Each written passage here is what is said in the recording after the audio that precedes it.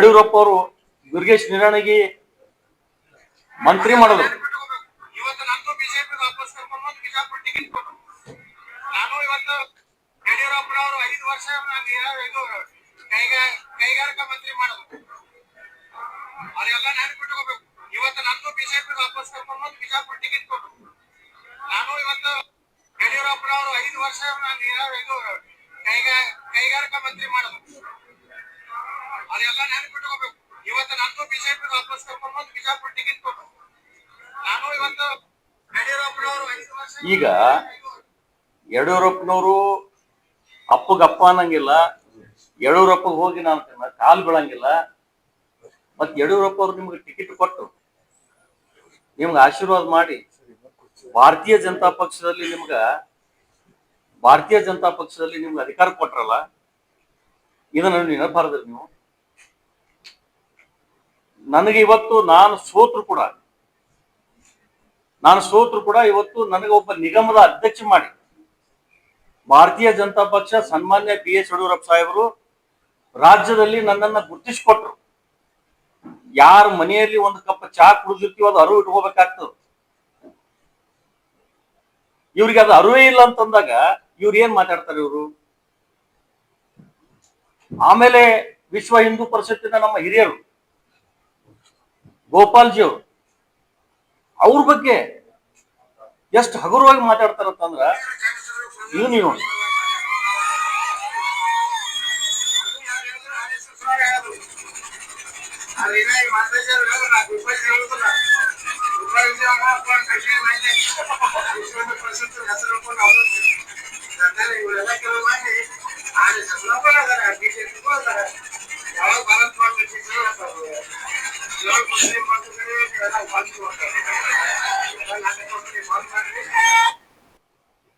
ಇವರು ಚಂತನ ಮುಸಲ್ಮಾನರಿಗೆ ಬೈಯೋದು, ರಾತ್ರಿ ಮುಸಲ್ಮಾನರ ಮನೆ ಡಬ್ಬಿ ತಂದು ಊಟ ಮಾಡೋದು ಇವ್ರ ದಂಧ ಇದು. ಇನ್ನ ಉದಾಹರಣೆ ಬಾಳ ಅದಾವ ನಿಮ್ಗೆ, ಇವು ಸ್ವಲ್ಪ ತೋರಿಸ್ತೀನಿ ನಿಮಗೆ. ಇನ್ನ ಮುಂದೆ ಬಾಳ ಅದಾವ. ಹೊಂದಾಣಿಕೆ ಮಾಡ್ಕೊಂಡು ಇವತ್ತ ನಾನು ಒಂದು ವಿಚಾರ ಮಾಡ್ರಿ, ಇಡೀ ರಾಜ್ಯದಲ್ಲಿ ಇವರು ತಿರುಗಾಡಿ ಯಾರಿಗೆ ಶಾಸಕರು ಮಾಡ್ಯಾರ? ಯಾರ ಶಾಸಕ ಇವ್ ನಾನೇ ಶಾಸಕರು ಮಾಡಿ ಬಟ್ ಮಾಡಿ ತೋರಿಸ್ಲಿ.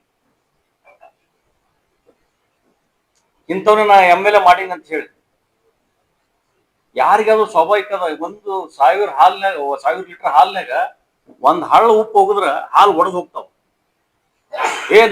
ನಾ ಕೆಡವಿನ ಅಂತಂದ್ರೆ ನಾನೇ ಶ್ರೇಷ್ಠ ಅಲ್ಲ, ನನ್ ಊಟ ಅದಾವಲ್ಲ ಅಂತ ಹೇಳಿ ಇವರು ಎದಿ ಮುಟ್ಕೊಂಡು ನೋಡ್ತಾರೆ. ಇವ್ರು ನಾಚಿಕ್ ಬರ್ಬೇಕು ಇವ್ರಿಗೆ. ಉದಾಹರಣೆ ನಿಮ್ಗೆ ಹೇಳ್ಬೇಕಪ್ಪ ಅಂತಂದ್ರ ಮಹಾನಗರ ಪಾಲಿಕೆ ಪರಿಸ್ಥಿತಿ ಏನಾಯ್ತು? ಮಹಾನಗರ ಪಾಲಿಕೆ ಪರಿಸ್ಥಿತಿ ಇವತ್ತು ಸದಸ್ಯರು ಇವತ್ತು 17 ಮಂದಿ ನಮ್ಮ ಶಾಸಕರು ಮೆಂಬರ್ಗಳು ಸದಸ್ಯರು, 2 ಪಕ್ಷೇತರ. ಇವು ಹೊಂದಾಣಿಕೆ ರಾಜಕಾರಣ ಮಾಡ್ಕೊಂಡು ಆರಿಸಿ ಬಂದ್ ಬಳಕ ಅವ್ರ ಪರಿಸ್ಥಿತಿ ಏನಾಯ್ತಪ್ಪ ಅಂತಂದ್ರ ವರ್ಷಾನುಗಟ್ಲೆ ಹಂಗೆ ಮೆಂಬರ್ಗಳು ಹಂಗೆ ತಿರ್ಗಾಡೋರು. ಅವ್ರ ವಾರ್ಡ್ನಾಗ ಕೆಲಸ ಮಾಡಕ್ ಅವಕಾಶ ಮಾಡ್ಕೊಡ್ಲಿಲ್ಲ. ಕೋರ್ಟಿಗೆ ಹೋಗೋರು ಇವ್ರೆ, ಕಳ್ಸೋರು ಇವ್ರೆ. ಆಮೇಲೆ ಎಲ್ಲರೂ ಕೂಡ ಹೊಂದಾಣಿಕೆ ಮಾಡ್ಕೊಂಡು ಮೇಯರ್ ಮಾಡೋದು. ಏನ್ರಿ ಲಕ್ಷಗಟ್ಟಲೆ ಖರ್ಚು ಮಾಡಿ ತಮ್ಮ ವಾರ್ಡ್ ನಲ್ಲಿ ಅವ್ರ ಪಾಪ ಪರಿಸ್ಥಿತಿ ಹೆಂಗಾಗ್ಯದ ಅಂತಂದ್ರ ಅದು ಹೇಳ್ಬಾರ್ದು. ಅವ್ರಿಗೆ ಕೋಟಿ ಕಳ್ಸೋರು ಅವ್ರೆ. ಇವತ್ತು ಅವ್ರಿಗೆ ಅನರ್ಹ ಮಾಡ್ಬಿಟ್ರು. ಇವತ್ತು ಇಬ್ರು ಕೂಡ ಅನರ್ಹ ಮಾಡಿದ್ರಿ ಇವ್ರು. ಉಸ್ತುವಾರಿ ಮಂತ್ರಿಗಳು ಈಗಿರ್ತಕ್ಕಂಥ ಯತ್ನಾಳ್ ಅವರು ಅವ್ರಿಗೆ ಅನರ್ಹ ಮಾಡಿಟ್ರು. ಯಾಕೆ ನೀವು ಏನರ ಮನಸ್ಸು ಮಾಡಿ ಸರ್ಕಾರದಿಂದ ಉಸ್ತುವಾರಿ ಮಂತ್ರಿ ಹೇಳಿದ್ರೆ ಇವ್ರು ಅನರ್ಹ ಆಗ್ತಿದ್ದಿಲ್ಲ. ಅವರು ಯಾಕೆ ಮಾಡ್ಲಿಲ್ಲ ಅಂದ್ರೆ ಹಿಂದೆ ಏನ್ ಮಾಡಿದ್ರು, ಇದು ತಂತ್ರ. ಇದು ಎಂತ ತಂತ್ರ ಅದಪ್ಪ ಅಂತಂದ್ರ ಹಿಂದೆ ವರ್ಷಾನುಗಟ್ಲೆ ಇವ್ರು ಆರಿಸಿ ಬಂದ್ರು ಕೂಡ ಬಸನಗೌಡ್ರೆ ನಗರದಲ್ಲಿ ಕೆಲಸ ಮಾಡಿದ್ರು. ಬಸನಗೌಡ್ರೆ ನಗರದಲ್ಲಿ ಸಿಸಿ ರೋಡ್ ಮಾಡಿದ್ರು. ನಾ ಸಿಂಗಾಪುರ್ ಮಾಡೀನಿ, ನಾ ದುಬೈ ಮಾಡೀನಿ. ಎಲ್ಲಿ ಮಾಡಿದಪ್ಪ ದುಬೈ, ಸಿಂಗಾಪುರ? ಸನ್ಮಾನ್ಯ BS ಯಡಿಯೂರಪ್ಪ ಸಾಹೇಬರು, ಬಸವರಾಜ ಬೊಮ್ಮಾಯಿ ಅವರು ಸಾಕಷ್ಟು ಫಂಡ್ ಕೊಟ್ರು ನಮ್ ಬಿಜಾಪುರ. ಆ ಸಾಕಷ್ಟು ಫಂಡ್ ಕೊಟ್ಟಿದ್ದನ್ನ ಇವತ್ತು ಮೆಂಬರ್ಗಳಿಗೆ ಯಾರಿಗೆ ಅದು ಹಾಕಿ ಕೊಡ್ಲಿಲ್ಲ. ತಾವೇ ಕೆಲಸ ಮಾಡ್ಕೊಂಡು ತಾವೇ ಏನು ಡುಬ್ಬ ಚಪ್ಪರ್ಸ್ಕೊಂಡು ತಿರುಗಾಡಿದ್ರು.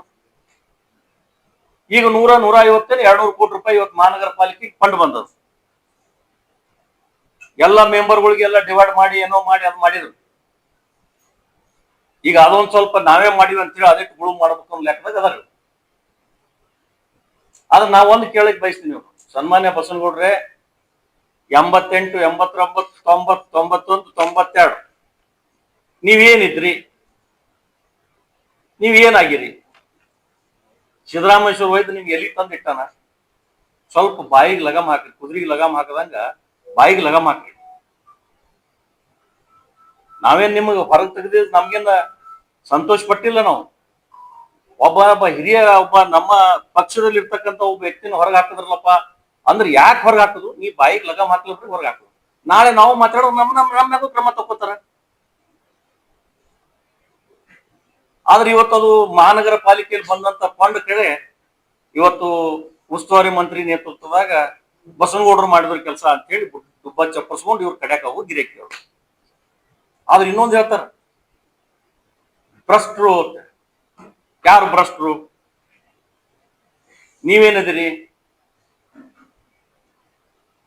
ಇವತ್ತು 101 ನೀವು ನಿಮ್ ಮನೆಯಲ್ಲಿ ಮೊದಲು ಏನಿತ್ತು?